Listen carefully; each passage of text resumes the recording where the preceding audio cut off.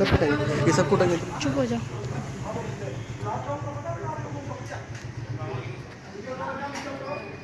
Oh my God.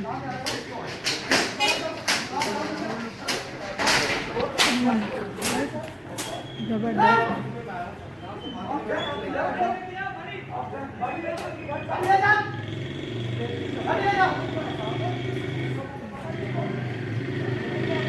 होना यही चाहिए। ले भाई ये भी बटेंगे अब। लॉकडाउन का पहला केस सामने आ चुका है। पुलिस ने बहुत खतरनाक तशद्दुद किया है। आप देख सकते हैं ये हमारे इलाके की मौजूद शख्सियत हैं।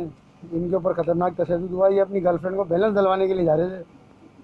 शदीद ज़रूरत थी उनको बैलेंस की। ये देख सकते हैं आप, ये देखें, ये देखें।